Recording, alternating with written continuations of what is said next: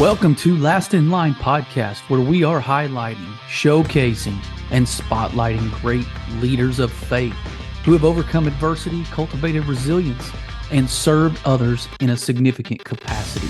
So settle in and be encouraged by this episode of Last in Line podcast.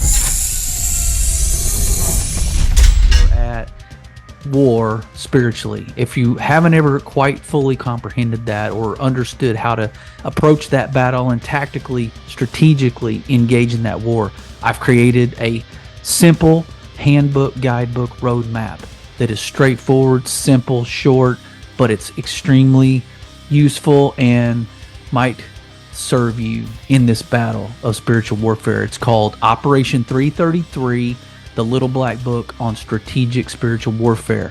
Grab a copy today. Hey, I'm going to welcome David Dusek to Last in Line podcast. David is the founder of Rough Cut Men's Ministry. It is a ministry that is a live interactive experience using strategic combination of action movie sequences, real world current events, biblical truth, and fireteam-sized discussion times, he calls it. It's live events. He flies all over presenting this format and this model of discipleship and brotherhood. He has a laser-focused objective, he says, to get men talking about what's really going on in their lives. Again, travels around the country, the world. He has what's called Rough Cut Men movie experience that gets men to be transparent with one another and with Jesus. The movie experience has been introduced to nearly every major Christian denomination in America. It's over 1,000 men's gatherings has had David there and retreats since 2007. He is a keynote speaker and has been for Promise Keepers in New Zealand, Iron Sharpens Iron men's conferences, and just countless others. He has a #1 best-selling book called Rough Cut Men, a man's battle guide to building relationships with each other and with Jesus. He's presented this Rough Cut Men to the United States Naval Academy. He has presented it to the Military Academy at West Point, just several military special force groups, airborne divisions in the Army. So he rolled out a model in 2017 called Who Has Your Six?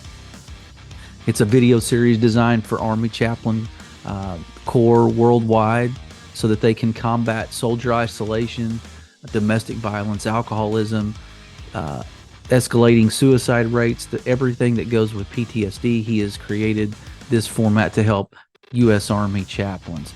So I'm excited to have him talk about brotherhood, community, friendship, discipleship. I'm excited to have David Dusek here at Last in Line podcast. David Dusek, welcome to Last in Line podcast. Hey, brother. How are you, sir? Glad to be here. I'm doing great, man. I'm doing great. Good deal, man. Did I pronounce your name right? Dusek or Dusek? Yeah, it's Dusek. It's phonetic. Okay. Dusek. Yeah. There we go. All right. Well, hey, Close I am enough. glad we got introduced. We have some mutual friends, and I started looking at your stuff, and man, it's really it's transforming men, and it's exactly what men need. And we can't hear enough of the message that you have for guys, because I know you started Rough Cut Men Ministry, and you do events. You've written 2 books. It's all about getting guys comfortable connecting on a different level than just, hey man, did you shoot a deer last weekend? One of those things. So yeah, before we dig into all the layers of that, I kind of want to ask you a question that's kind of like a little bit of dessert before dinner on this. And I want to ask kind of what your intent is for the guys to walk away with. What's a walk away win today? Not knowing anything about what we're going to talk about other than your work. What do you want to hope guys are saying about this conversation? My vision, whether it's writing books or speaking to a group of people, is that guys walk away realizing, hey, I'm not too big of a train wreck. Because a lot of guys in the church, since I didn't grow up in the church, I've learned the system over the last 30 years. But for guys to walk away encouraged enough to say, number one, I need another brother in my life. I've got lots of friends. I got lots of acquaintances and absolutely no friends. And secondly, I am not the only one, because I think if I reveal some of my the inside of my trench coat, so to speak, most men will discover that I'm grace of God only train wreck who just happens to get a chance to share that with other men in an effort to encourage them. Say, hey, I'll be transparent, you be transparent, because the church game is a game. High-fiving each other and smiling and everything's perfect, when we all know that it's not, will never help a guy survive the battle of life. And we have a Bible says in John 10, verse 10, we have an enemy that wants to steal, kill, and destroy. And that's from the original Greek. It means steal, kill, and destroy. Yeah.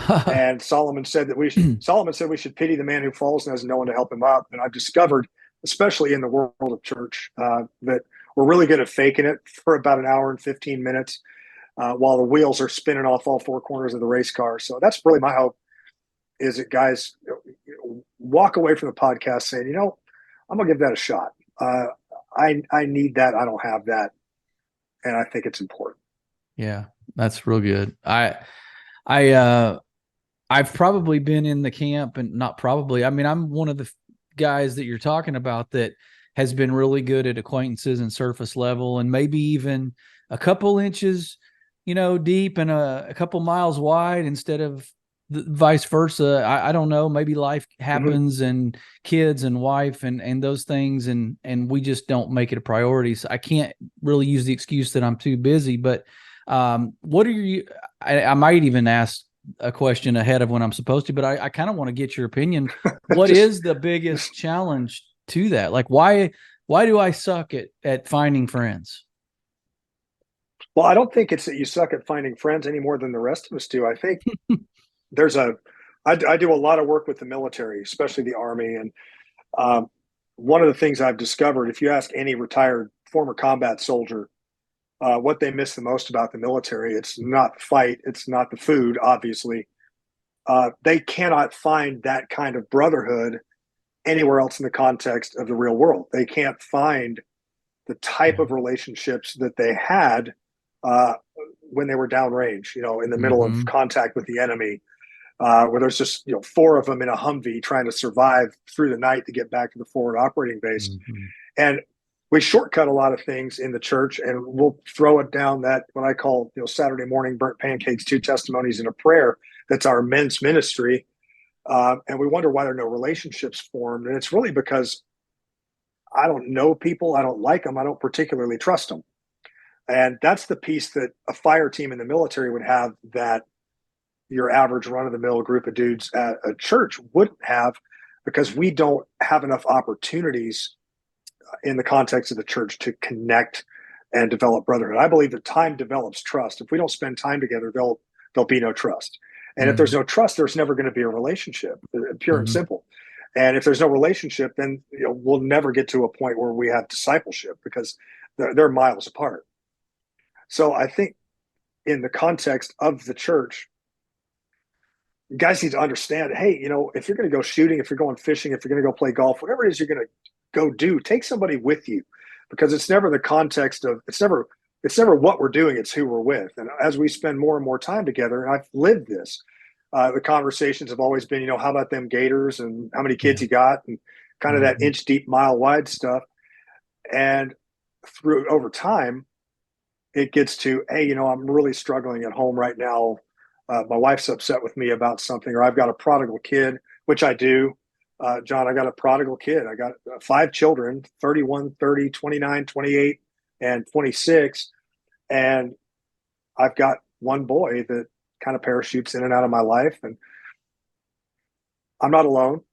Guys that are watching, you're not alone. There are those of us that struggle all the time, getting up in the morning and looking in the mirror and say, what did I do that was so bad as a dad that my own kid won't send me a return text?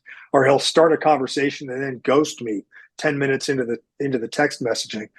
And it hurts, and being able to talk through that stuff with other guys first allowed me to understand that there were other men out there that were dealing with the same thing. And secondly, I didn't have to carry that burden by myself. And I think that's really important. But we cannot rely on the first Saturday of every month at a church to forge that Mm-hmm. unbreakable bond of battle ready brotherhood. We have to take Yeah. some of the work on ourselves and go get coffee, go shooting, go whatever it is you like to do. Just go with somebody. And some guys will resonate with you, some guys won't. Mm-hmm. And eventually you'll find, the biblical David and Jonathan type model. David loved Jonathan as much Yeah. as he loved himself, and vice versa, to the point where they traveled through all kinds of stuff together. I think Yeah. every man needs that. And that's why Solomon said that we should pity the man who falls and has no one to help him up. I think that's an important scripture that we tend to breeze by, but it's Yeah. very important. We to your analogy of to the example of the military, they have that common thread, whether they like each other or not. They have the common thread of, I have to trust you because my life depends on it. And they have the common thread Exactly. of, we're all doing the same hard thing together and we need each other to survive. I mean, we don't have that in our age of modernity, necessarily the necessity of having a brother on my right and in my six to actually pull me Correct. out of a hole because I'm dying. We don't have that. And so we're Right. not in a point of, I don't know, I don't guess there's a sense of urgency in our, but I guess speak a little bit. Golly, I'm going off track, but I love it. Speak a little bit Go, man. I'll go with you. Just yeah, lead and I'll yeah. follow, man. That's I'll all bring I'm you doing. back. I promise. Why don't we have a sense of urgency, and why should we? Well, I think we should, because I think we underestimate this enemy of our souls to start with. I mean, there's no dancing around words like steal, kill, and destroy. Mm-hmm. Peter put it that our enemy, the devil, prowls around like a roaring lion looking for someone to devour. And I think culturally you can see that the enemy is he works smart and not hard. He's figured out, Yeah. if I can take the man out of this family, I can ruin the marriage, the kids, and the generational legacy that comes after that guy. One shot, multiple kill. And so men have become the target because we're easily defeated, and we're easily defeated repeatedly by the same tactics, techniques, and procedures. So we use the same TTPs over and over and over on us, and we fall for it every time. I mean, how many times have you said, "I'm never doing that again," and it ends up happening again? I mean, um, so I think we underestimate the spiritual warfare side of what we're dealing with, because truly, whether physical death may or may not be involved, um, a father and husband who is completely disengaged, physically present but completely unplugged from home, will create all kinds of backlash with a wife that doesn't feel like a priority, kids that don't feel like they're important, um, men that work too much. And a lot of us get our identity from what we do, not who we are. And things go south at work, and then suddenly Mm-hmm. nothing's going right because of that. And the enemy uses these little Mm-hmm.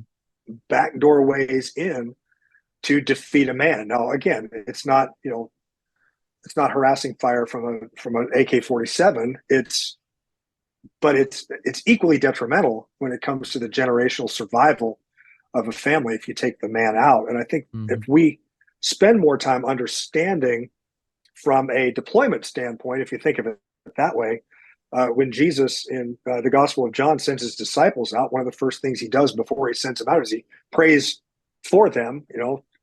Praying to God, the Trinity blows my mind. Don't even want to go there. But he prayed, my prayer is not that you take them out of the world, but that you protect them from the evil one. And then he said, they are not of the world, even as I am not of it. And you've heard that, seen the t-shirt, youth groups wear it. I'm in the world, not of it. We're aliens Mm-hmm. here. But really, at the end of the day, when we make a profession of faith in Jesus, a supernatural transaction occurs where we surrender our birth certificate here on earth and become eternal citizens of heaven, which really, from a tactical standpoint, if you look at the military definition of a deployment, you're the citizen of another country deployed on hostile ground to finish a mission. And when that mission's over, you redeploy, you head home. And it's really no different than being a believer in Jesus. We're here on this earth. This is not our home. Heaven's Mm-hmm. our home. And while we're here, the home that we're in, that we walk out the door of every day, we need to treat more like a forward operating base and less like a country club, and realize, man, the minute I walk out that door, the enemy's going to come after me. If he doesn't come after me, he's going to come after my marriage. He's going to come after my kids. And we need Mm-hmm. to be situationally aware at all times that this enemy is real, and Yeah. he wants to take us guys out, man, because it's the easiest way to wreck a family. That's right. And I just actually released a book that I wrote a couple weeks ago on spiritual warfare, and it was designed to be a simple guide handbook for guys to like tactically understand the enemy, understand who he is, what he's about, what he's trying to do, and then how we've been equipped to fight and win, actually, not just fight. So it's a simple little I've been on the spiritual warfare tangent for my listeners are probably getting a little belabored by that point, but I think it was it Sun Tzu in Art of War that says, if you know yourself and you know your enemy, then your victory will never stand in doubt. And there ain't nothing biblical about Sun Tzu because he's like thousands of years ago. Yeah. But the Art of War's got some really good biblical wisdom in it if you read it in the right spot. Corey Ten Boom said almost the exact same thing. Yeah. You got to know who you're fighting in any sort of a tactical situation. You need to know who you're fighting in order to appropriately fight this enemy. And I think we forget that. So I am going to hit this part that I do at the beginning, which it turns out not at the beginning of this podcast, but I am going to hit this, what I call a life sentence. And I'm going to have you finish the sentence for me. Okay. We're going to get to know you a little bit, a little personal with you. Go as deep as you want, but all right, let's just go right in. My transformational spiritual moment was. My transformational spiritual moment was at the top of the Sunshine Skyway Bridge over Tampa Bay in 2002, when I had just lost my marriage, my house, my children, and my money.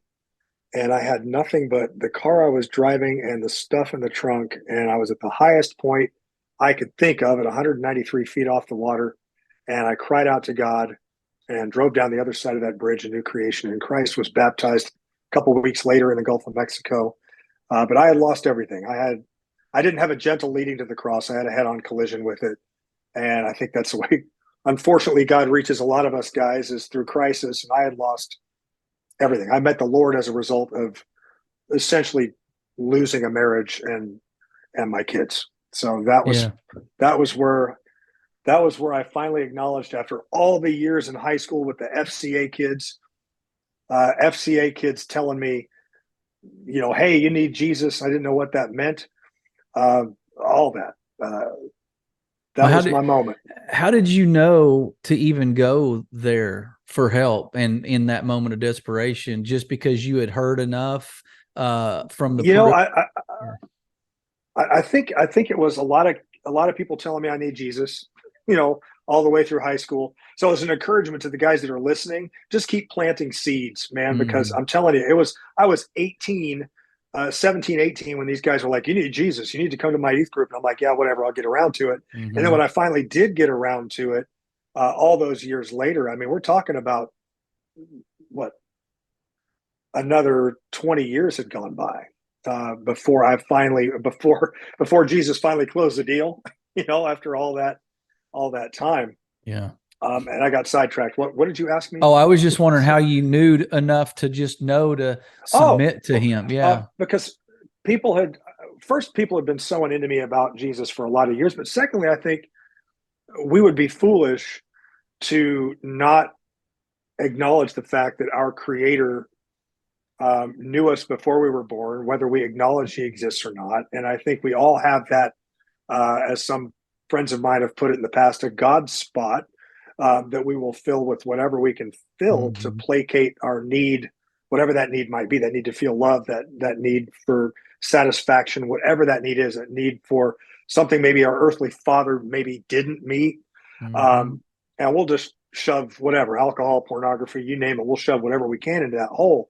And none of it ever fits, and I think if we get to a point where just inherently in our soul itself, we know that there's something else there. I mean, people that are in an elevator that's plummeting 94 feet or 94 floors, it's about ready to splat into the ground, don't typically call a friend, they cry out to God. So I honestly think at that moment at the top of that bridge, all of that discussion that I'd had with all my friends in high school culminated with the fact that there was an undeniable creator, and he was my only hope.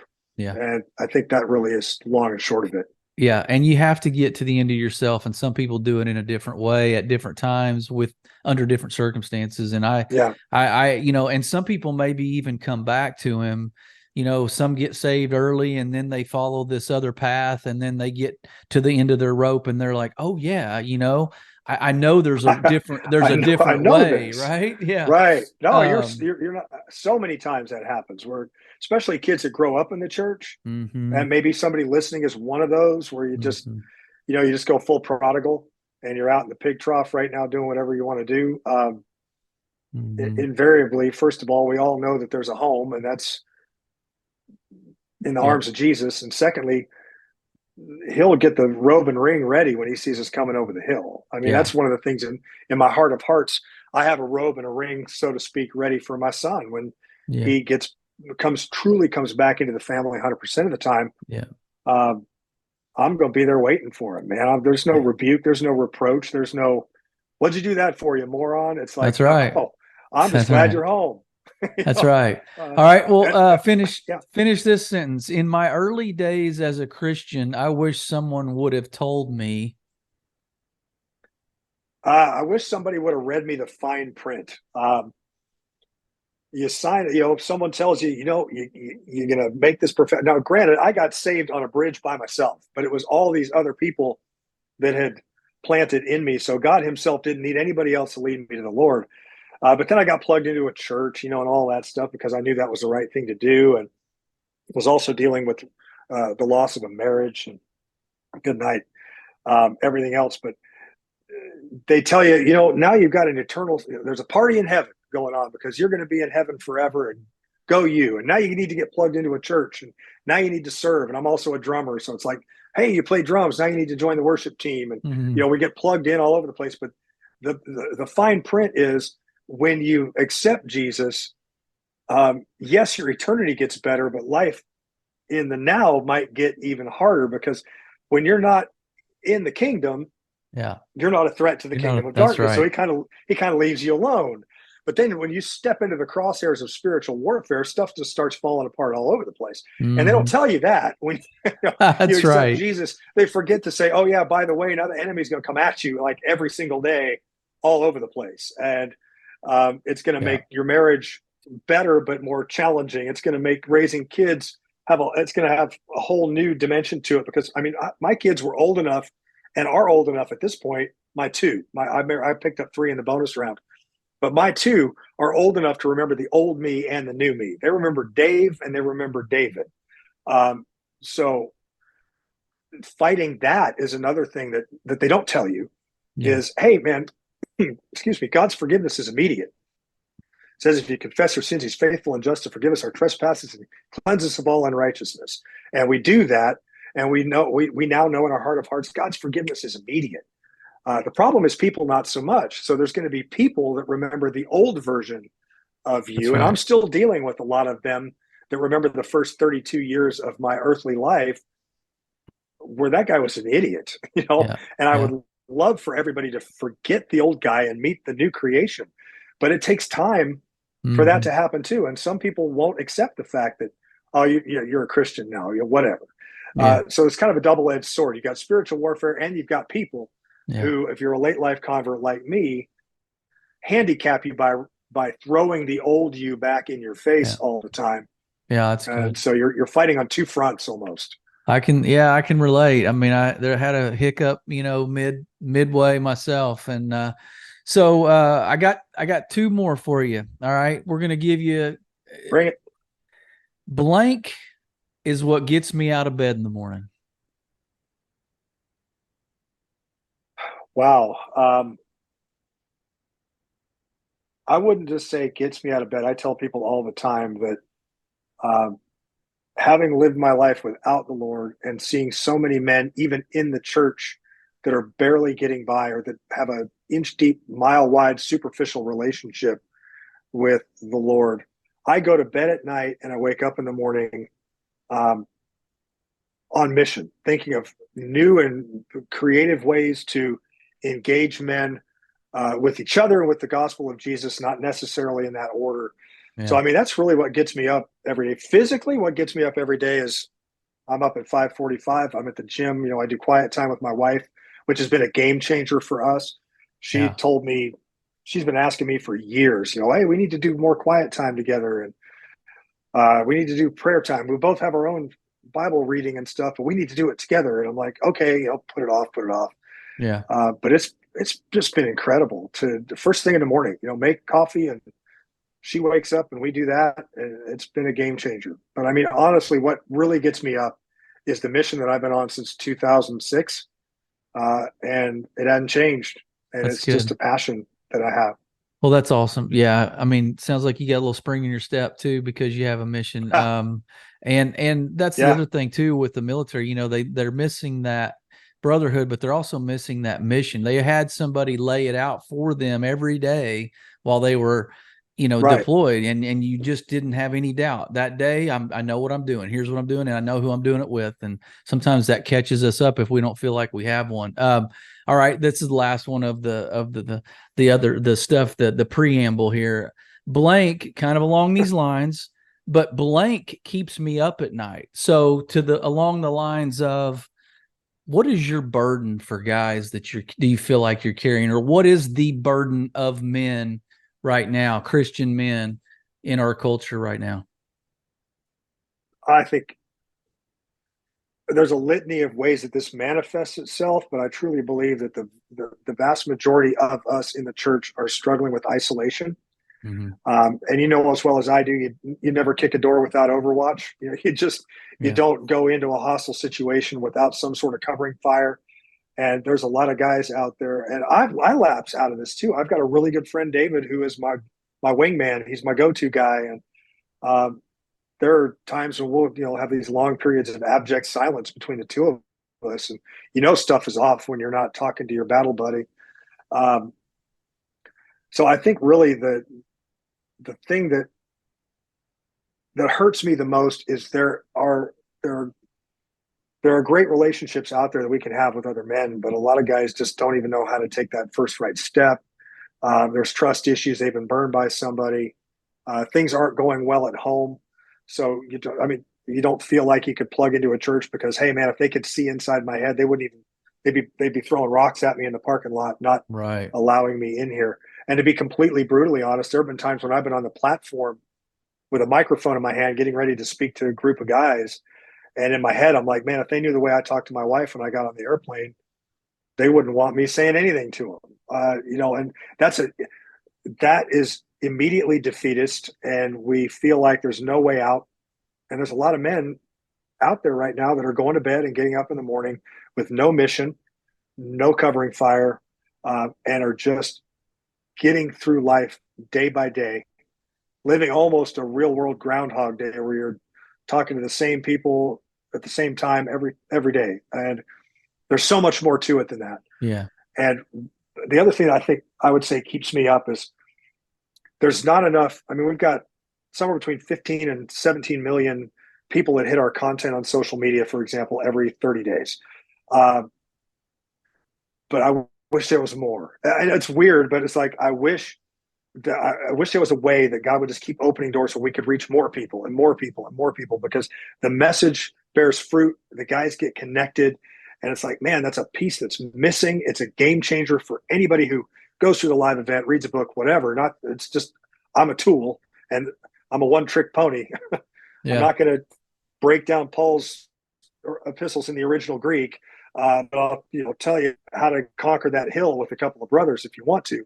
Yeah. And I just wish that, and my wife and I are equally yoked on this. It's like, I wish we could get this out even more. We have a new mission overseas where we're going to be doing a lot of work in Australia. I do that quite often. And God just birthed a whole new mission at the end of last year where we're going to be down there 3 and 4 weeks at a time, twice a year, because they don't have a lot of resources down there. Yeah. Those are the things that keep me up. My mind doesn't slow down very well. And Like you'll try to go to bed and all of a sudden God will drop this idea on you, and I'm up with a legal pad, like writing notes. Right. Um, Yeah. but it's all mission related. Under Mission the focused. age of 30, a legal pad, look it up. It's a thing, really. It's a notebook that you actually Actually, write on. Yeah. I do use notes in my iPhone more than I Yeah, do yeah. anything else now.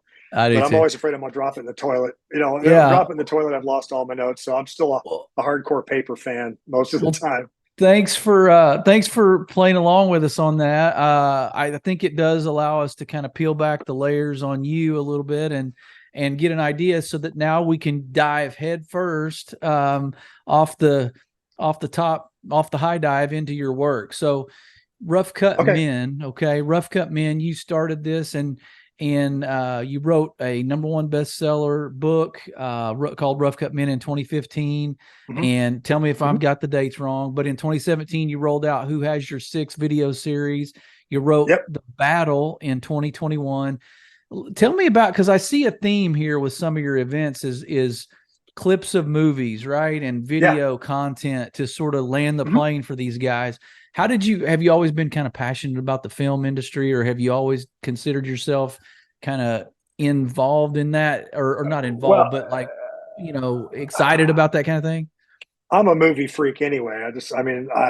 Some guys are, some guys aren't. You know, I'm the guy that'll be channel surfing and I'll find A Few Good Men on TV for the 975th time, and I'll watch it even with the commercials, even though I got it on DVD. You know, that kind of thing. Yeah. But really, it's an odd journey because for the first couple of years in ministry, I was working for an organization called Florida Men of Integrity, which was a parachurch ministry in the state of Florida designed to back up Promise Keepers. So when Promise Keepers parachuted in, did their big events, they would leave and not leave any local resources. So this group kind of took the reins of, okay, we're going to be your go-to resource in the state of Florida.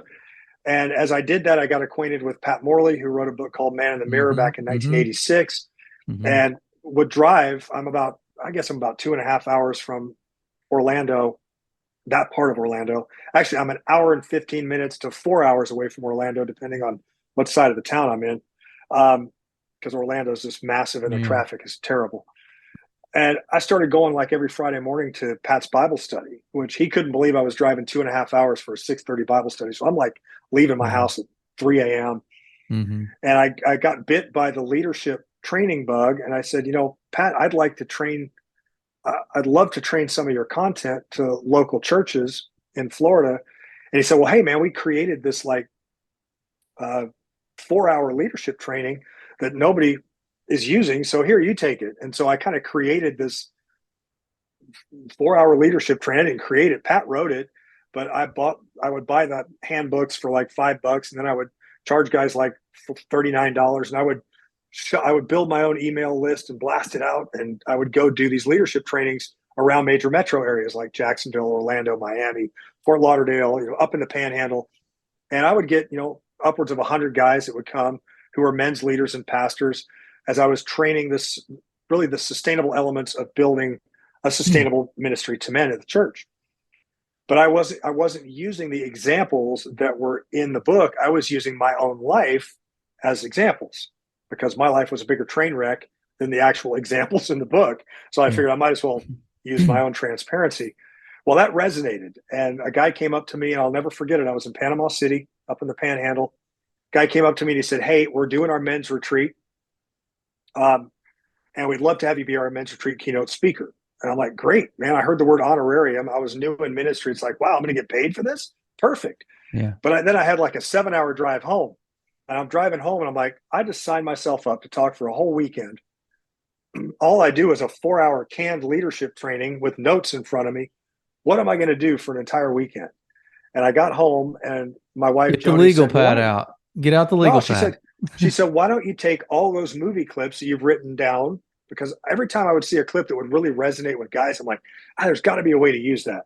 Smart. And she said, why don't you take all those movies and build something for the weekend out of that?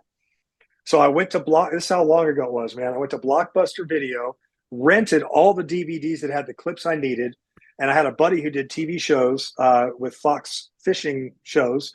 So I went to his house and we ripped the DVD and cut the clips and sanitized them, made them cleaned them up for language, all that, and put auto returns on this master DVD. And off I went to Dothan, Alabama to do the first ever, at this point, it had no name, movie event with no notes and a handful of clips. And I literally made everything else up in between the clips. And it kind of just, that's the genesis of it. And then I got home and someone else asked us to do it. And then my wife said, you know, you really need a name for this. And so she says, I'm going to Google movie terminology. And she did. And that's when she came up with the term rough cut, which is the first raw, unedited version of a movie. You can see what it's going to look like, but it doesn't have sound effects. It doesn't have any music. It hasn't been, the Foley work, the sound effects haven't been refined. And she goes, that's a lot like us. You know, the Bible says in Philippians 1:6 that we're confident he's going to carry on this work to completion. So men are just like the rough cut version of who they will ultimately be. I'm like, brilliant. That's what we'll call it. And then eventually it got so much bandwidth that I had to stop doing leadership training on the man in the mirror side. And it became a full-time thing. And then God opened the door with the U.S. military through West Point, the Naval Academy, and a number of other places. We started working with Teen Challenge, which is Christ-centered residential drug recovery. And then we started going overseas, you know, with the military to Korea, Germany, with the Army predominantly. And then Australia jumped on. The book, believe it or not, the first book, which did go number one in 2015, was written in 2012, but we had a goof up with the publisher who was a friend of mine, and it just got mishandled. So we took it down and re-released it under a different mark, different company, different emblem.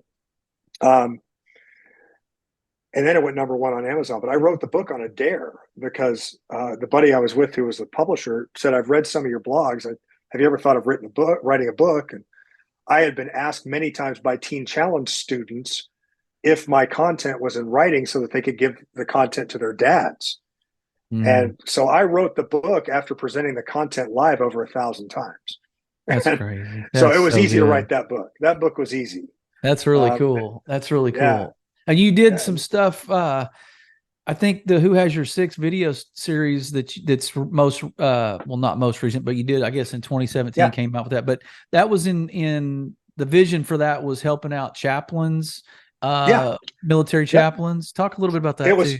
It was originally so I could be in multiple places at a time. And the reason why it's called Who Has Your Six, prior service guys will know what I'm talking about here. I was up at Fort Campbell with the 101st Airborne, and I was about ready to speak to them under the guidon of Rough Cut Men. That's a flag. I'm flying my usual mark, you know, I'm Rough Cut Men, and the JAG Corps, the Judge Advocate General, came in and said, you can't call it that because it's gender specific and it's exclusive. Okay. So we changed the name right there to Who Has Your Six, and that became, it's the same content, but we changed the name because we got, you know, the Judge Advocate General, you know, basically a lawyer came in and said, you can't call it Rough Cut Men when you're on post. So kind of have to listen to the JAG. Yeah. Kind of have to listen. Well, when we created the video series, it actually took us 18 months and about $250,000 to film. But the idea was to replicate myself so I could be in multiple places. We actually had guys that were at remote OPs using car batteries and generators and a laptop doing the video series that I put on DVD for guys that were like in the Korangal Mountains, you know, in Afghanistan. Wow. So it was really cool because it went all over the place. But through a series of start, stop, never launched kind of stuff with the Army, got hung up in funding, and then a couple of civilians, long story, but it didn't get released the way that it should. And we held it tight to the vest for a number of years before I finally said, you know, I think God gave us the opportunity to create this for the Big C church, not just the chaplain corps. And my wife was opposed to it for a number of years. And then finally, going at the end of 2019, we converted it and made it available to the church, which was perfect because then we went into 2020 where everybody was doing things online. The video series is actually 8 25-minute episodes using the same content I would use in a live setting, same video clips.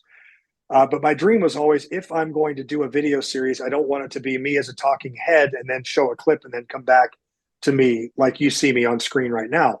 I wanted it to be really engaging because I want to hit the E2, E3 age, the 18, 19 up to like 25 aged people. And we're not going to do that with some, half bald, gray haired dude yapping on a screen for 40 minutes or 25 minutes. So we went wherever the movies were filmed to create the content. So every episode was filmed on location. Forrest Gump was filmed on a shrimp boat in Biola Battery, Alabama. Facing the Giants was filmed at Sherwood Christian Academy on the football field. If you've ever seen that movie, Rudy was filmed entirely at the University of Notre Dame, mostly in the game day locker room and out on the field. Wow, golly, that's Top Gun was some filmed. Connections right there. Yeah, you could get that close to touchdown Jesus, right? Oh man, we actually flew a drone. It's better to beg forgiveness and ask permission. We actually drove about 5 clicks away from the campus and launched the drone and did a full flyover of the stadium and touchdown Jesus. Even though I'm not entirely sure we were supposed to, we never heard that we weren't. Yeah. So it was a 5 camera shoot. We did drone, slow motion. We did Armageddon, which is one of my favorite Bruce Willis sci-fi flicks. Yeah. We filmed most of my talking is done inside Mission Control at Johnson Space Center. But there's a lot of B-roll that we put together in the vehicle assembly building at Cape Canaveral, and then out on Pad 39A, where Apollo 11 and the Challenger and all of them launched. Civilians aren't typically allowed out there. That's really cool. But they because we were working with the Chaplain Corps, they let us go everywhere. They let us film at Mission Control, which was crazy. Wow. Walk the Line, which is I used for Father Wounding, is the Johnny Cash episode. Yep.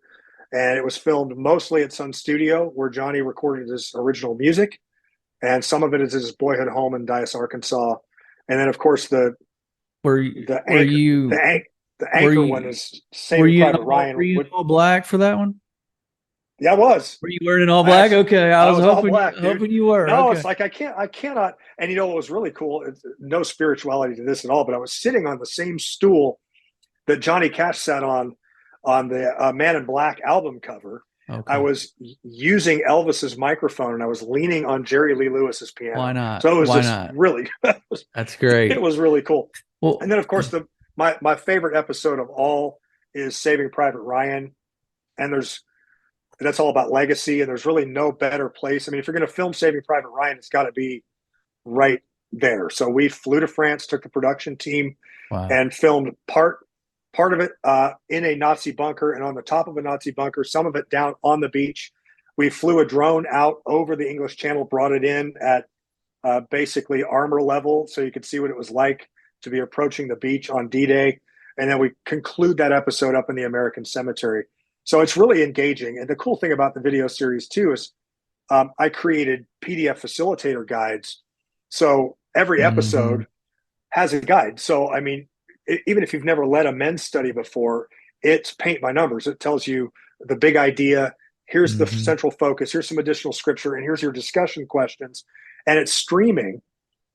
So guys just go onto our website and they make a donation. It's like a $99 donation. And then you keep access to it for 6 months. I can't convey it permanently because the movie clips are actually in it, which would be a violation of fair use copyright law.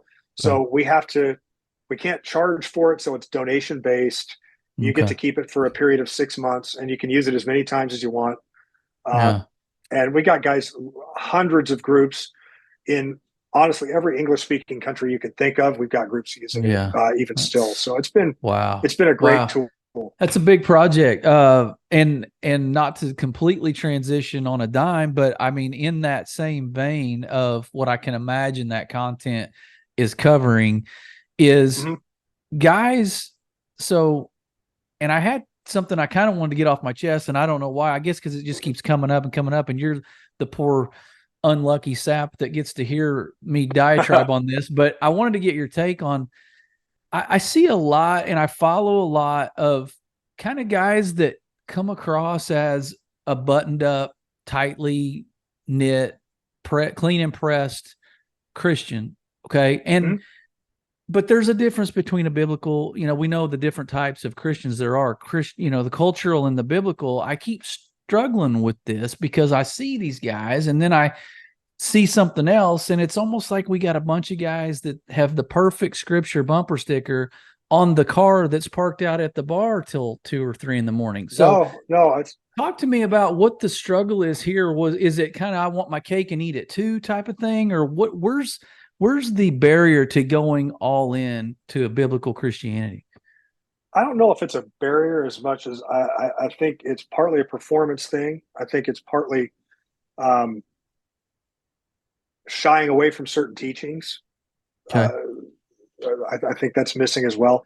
And I think as Pat Morley wrote that there were somewhere 63 or 66% of the men in the church fall into that cultural Yeah. Christian window, Yeah. which is a kiss of death in a lot of cases, because a cultural Christian is not normally tithing. The spiritual disciplines, they bring their family to church on Sunday, but the other 6 days of the week are mine. And I think that's really the breakdown, is until we realize that Jesus is the overarching umbrella over our marriage, our career, our money. God even warned the Israelites in the Kings. He said, you may be tempted to say, look at all the stuff my hands have created, but never forget that it's the Lord your God who gives you the ability to create wealth. And I think when we finally experience that shift, and unfortunately, like me, I think in a lot of cases, God will let us, lumber along with our Has to crumble. priorities Yeah. completely out of whack, where we've got our job first and our kids second because of sports, and our wife is third, Yeah. and ministry and Jesus and God are like down in fourth and fifth, and God's number one. That's where he's going to take his rightful spot at the top of the priority poll. Yeah. One way or the other. And in a lot of cases, it's through crisis, it's through divorce, it's through so many men that I have met that just exemplify the scripture that says there's nothing that's in the dark that won't be brought into the light. There's nothing that's hidden that won't be made known. Yep. I use some examples of men like that everybody know, both in the Bible and in the real world, in one session of what I do, because we got text messages being deleted, where social media is responsible for 25% of all divorce filings in states that require a reason for a divorce filing, because guys or gals are finding an ex-girlfriend or boyfriend from way back, and they're like, ooh, things aren't really going well at home. I think I'll go out for that harmless lunch, which as well as I do, it's not a thing. Yeah. Or as long as it's or as long as it's not physical, that harmless interaction that's ongoing, right, yeah. Digitally, that from afar type of deal, that can Sure. get into, yeah. Wow. Well, and that's that whole, if you've already committed adultery, if you've lusted with your eyes, Jesus didn't come to abolish the law, did come to fulfill it, refined it a bit, said, no, it's not just adultery, man. Adultery in the head is adultery, period. It's thought, word, and deed. Yeah. So it happens a lot. I'm wondering go ahead. Sorry. I really think the remedy to that, not that there's a silver bullet, but I honestly think the remedy to that is to create opportunities for guys to engage with each other at the church level, Saturday morning, whatever. I've discovered too that in my times of service on the worship team, parking lot, usher, greeter, whatever it is that you're doing in church, there's still, it's still an MOS. Basically, you're doing something for the overall army, but you have a different job description than someone else. But it's in those times where you can forge relationship. But I think a lot of repellent for men too is, unfortunately, the guys that you mentioned who seem to have it all together, in a lot of cases are man repellent. I experience them all the time on my Facebook and my social media stuff, who know everything. But at the same time, all of sin falls short of the glory of God. You don't really want me busting out a spiritual microscope on you, right? Commenter, because you're no more perfect than the rest of us. And I think that serves in a lot of cases for the average guy who is steeped in something that he can't get out of, where his marriage isn't great, his kids aren't great, something's not right. That guys like that tend to be more man repellent than man attractant. Yep. Because they're like, well, I'll never be, that guy's got the bar set so high, I won't ever be that. So I'm just going to do my Christmas and Easter only jam. And that's good enough for me. They don't see anything genuinely appealing in the cultural Christian mindset. And it's more, not only, it's more repelling than it is appealing. And so they just stay arm's length. because they haven't met somebody that has a real, true, authentic, transparent relationship, both with Jesus and with a Yeah, couple of other guys. and Most men won't engage because they feel like they're the only ones struggling. I've talked to some pastors too that, it's the statistics are obviously more women than men in church. So then Oh over yeah, the last, I don't know, 50 to, I don't know, have a long time, several decades, the church has devolved into really a woman friendly environment. It's had to yeah. be, because that's really who's putting the checks in the plate.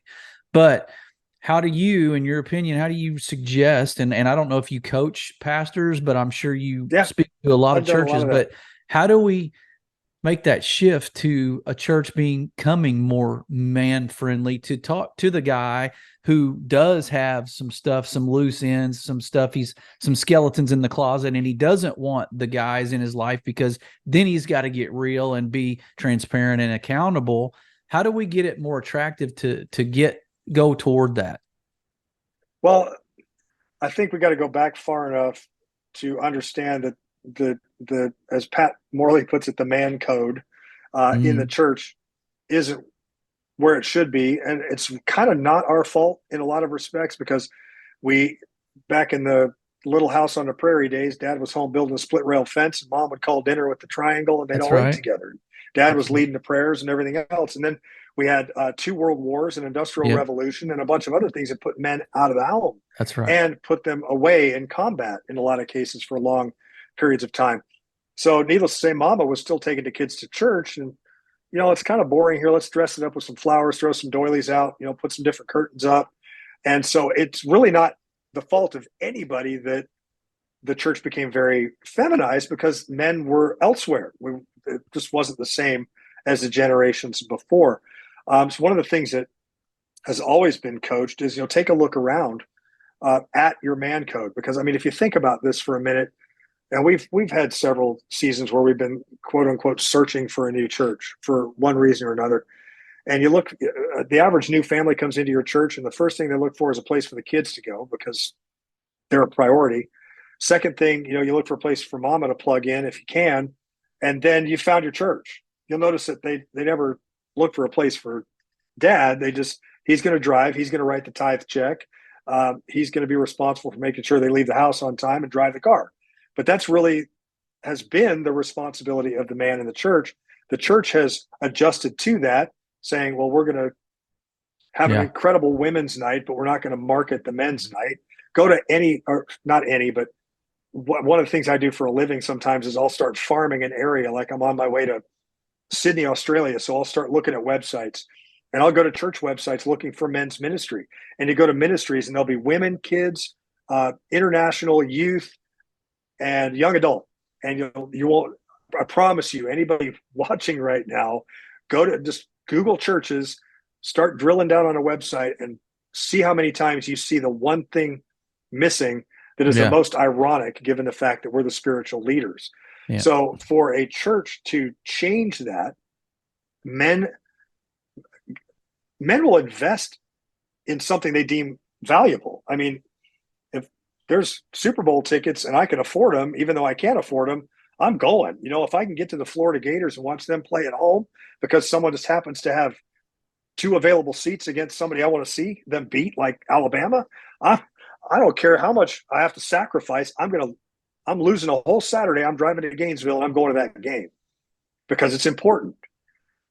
Yet we can't get guys to plug into a men's conference. We can't get guys to come to the Saturday morning men's breakfast. It's because Yeah. they don't feel that there's any value. And men will invest their money and their time in things that they regard as valuable. So how do we as a church make men's ministry or being a man in the church valuable? First, we give them their identity back. And I've seen it a lot in the more contemporary arc and some of the like Assemblies of God churches, some of the Southern Baptists, where they're going a little more modern in their interior. They've gotten rid of the paint carpet. They've gotten rid of the seafoam green walls. They're really giving it what Pat Morley would call a stronger man code.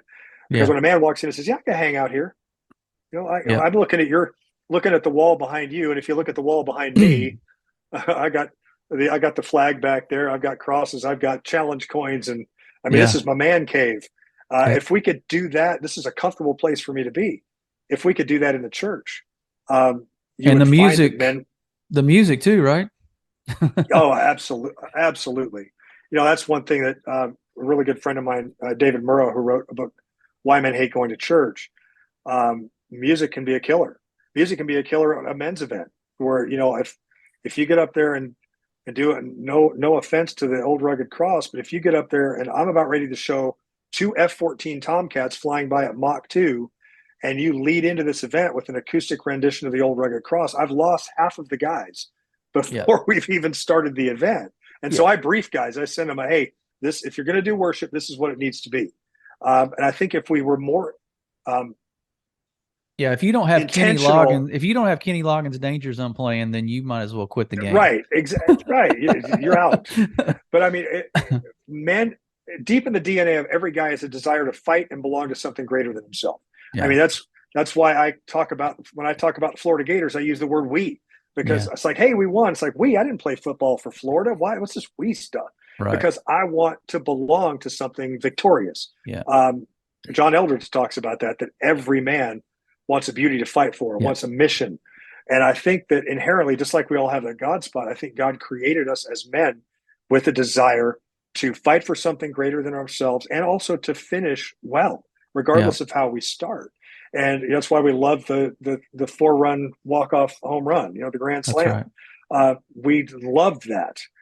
And I think that if we gave guys more opportunities to feel like, number one, they belong and they're not an afterthought. Number two, give them a mission to fight for and a brotherhood to fight with. We would see a much more engaged population of guys who right now are arm's length because they don't see anything that really appeals to them. So therefore they're not going to invest in it. That's right. I mean, who doesn't love a fourth quarter comeback? And I would say people love an underdog. And right now, if you look at culture, Christian men are the underdog. So if there was ever a time for guys to get motivated to rise up and kind of be that Rocky Balboa in the, 15th round against Apollo Creed or whatever, I mean, I think now's the time. And let's just, I think it's important to have each other there to challenge each other and hold each other accountable. Nobody likes that word, accountability, but in a good way to kind of rise up and lock arms, right?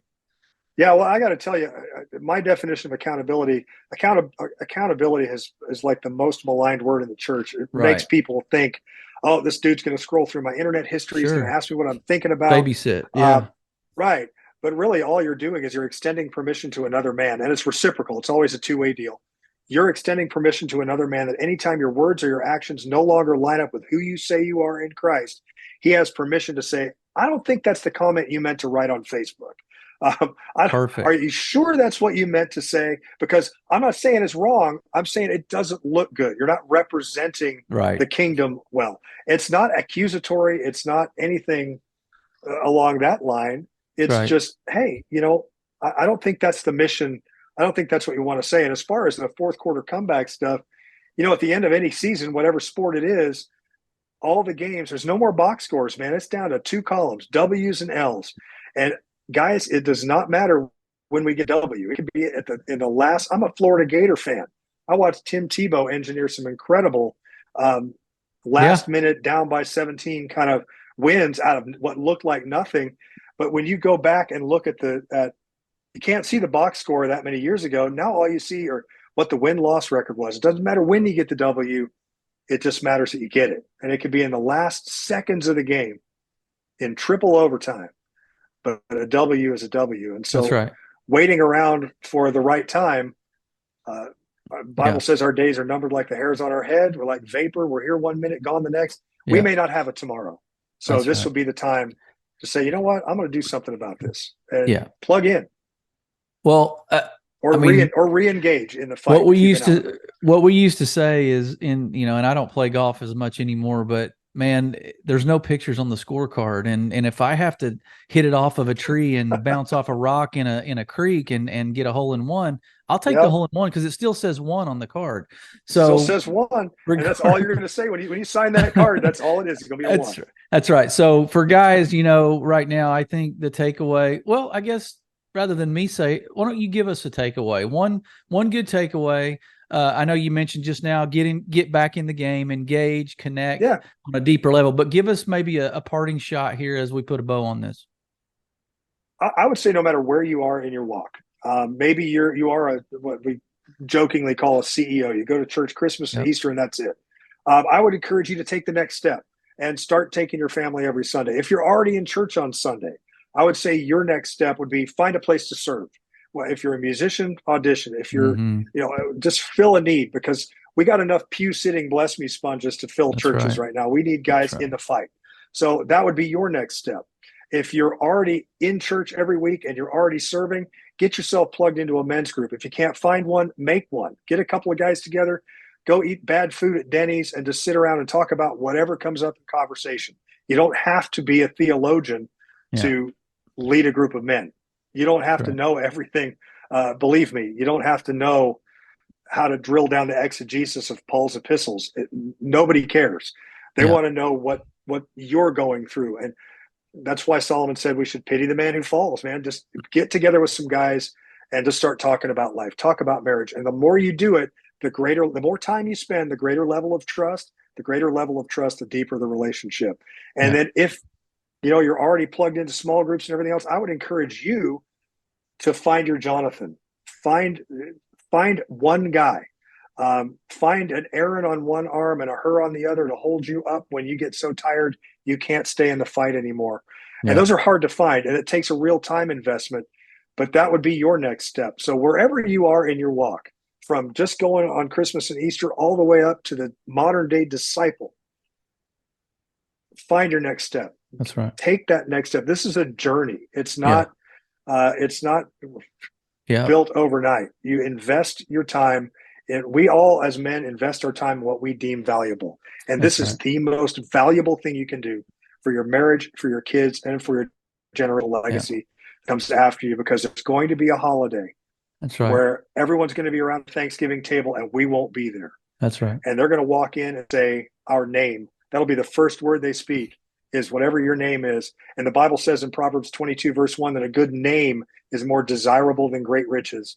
To be esteemed is better than silver and gold. Doesn't matter what you drive, what your job is, what's on your business card, or how successful you are. When we're gone and they put us in a box or in an urn and we're with Jesus, all that's going to matter, our whole legacy can be drilled down to what the people around that table at that first holiday are saying. And it's going to start with that name. That's the most important thing we can do. That's good. That's good. Well said, man. I have nothing to add to that. Tell us where to get your resources. The best, I guess, place to find your, all your events and your books and that kind of thing. Obviously, you can get your books at Amazon, but tell us where to find you. Yeah, they're everywhere. Books. I have signed copies of the book on my website. So www.roughcutmen, ROUGHCUTMEN.org, roughcutmen.org, or you can go to roughcutmen.com or .net. It's all going to go to the same place. Okay. And across the top, there are tabs to partner with us financially if you want to do that. My whole event schedule, my bio is on there. There's a whole series of blogs that I've written as well that are timeless. Yeah. The video series is accessible through there, and my contact stuff goes right to my phone.